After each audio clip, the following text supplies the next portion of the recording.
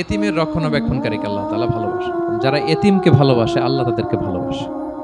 এবং আল্লাহর হাবিব সাল্লাল্লাহু আলাইহি ওয়াসাল্লাম বলতেন, আনা ওয়া কাফিলুল ইয়াতীমি ফিল জান্নাতি কাহাতাইন। আমি এবং এতিমের রক্ষণাবেক্ষণকারী এইভাবে প্রতিবেশীর মতো জান্নাতে থাকব। এই দুই আঙ্গুলের মাঝে যেমনি গ্যাপ নাই, আমার আর এতিমের রক্ষণাবেক্ষণকারী তার বাড়ির মাঝখানে কোনো গ্যাপ থাকবে না জান্নাতে। We will be neighbour in paradise. জান্নাতে এরকম আমরা কাছাকাছি থাকবো। আল্লাহু আকবার পড়েন।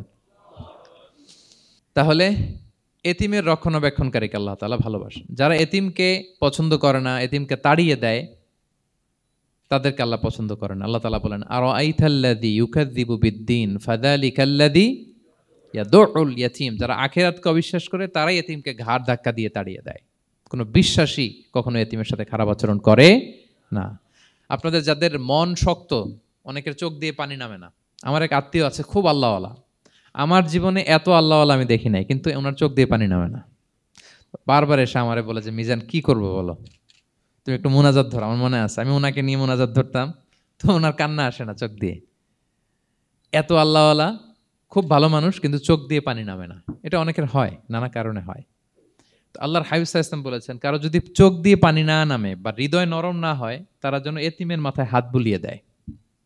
এক সাহাবী এসে বলেন, ইয়া রাসূলুল্লাহ, আমার হৃদয়টা বড় শক্ত, হৃদয় নরম হয় না। রাসূল সাল্লাল্লাহু আলাইহি ওয়াসাল্লাম বললেন, তাই?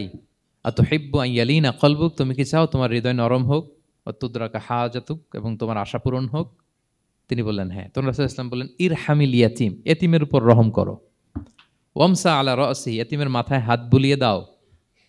ওয়া আতইমহু মিন তুআমিক, তোমার খাবার এতিমকে খাওয়াও। তালিনু কলবুক, তোমার অন্তর নরম হবে। তুদরাকা হাজাতুক, তোমার ইচ্ছা পূরণ হবে।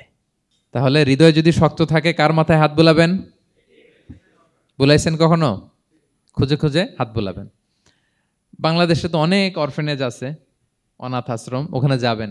সুযোগ হলে একদিন যে একটু লাঞ্চ করলেন ওদের সাথে বসে, ডিনার করলেন, একসাথে খেলেন, ওদের মাথায় হাত বুলিয়ে দিলেন, সাধ্যমতো কিছু উপহার হাতে তুলে দিলেন, আপনার ইচ্ছা পূরণ হবে আর আপনার হৃদয় নরম হবে ইনশাআল্লাহ।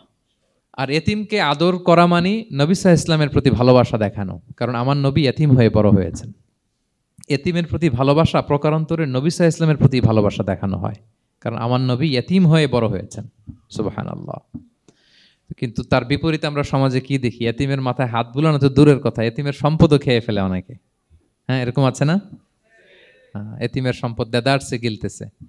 কি যে আমাদের চিন্তাধারা! দেখবেন যে লোকটা এতিমের সম্পদ গিলে, ওরা রোজা অবস্থায় এক ঢোক পানি গিলাতে পারবেন কিনা দেখেন। যে বলেন একটু পানি খান তো, যে খাবে না কেন? হারাম। তো ওই হারাম কিন্তু গিলতেছে ইচ্ছা মতো। রোজা অবস্থায় এক ফোঁটা আপনি পানি গিলাতে পারবেন না এরে, কেন? হারাম। কিন্তু ওইদিকে ভাতিজার সম্পদ গিলতেছে দেদারসে। আল্লাহ বলেন, এটা ভাতিজার সম্পদ না, এটা তুমি জাহান্নামের আগুন পেটে ঢুকাচ্ছ। ইন্নাল্লাযীনা ইয়াকুলুনা আমওয়ালাল ইয়াতামা যুলমান ইন্নামা ইয়াকুলুনা ফি বুতুনিহিম নারা ওয়া সায়াসলাউনা সাঈরা। যারা এতিমের সম্পদ খায়, এটা সম্পদ না, এটা জাহান্নামের আগুন তুমি পেটে ঢুকাচ্ছ। সো এতিমের প্রতি যেন আমরা নমনীয় হই, তাদের মাথায় হাত বুলাই, তাদের জন্য খরচ করি, তাদের প্রতি যেন আমরা দয়াদ্র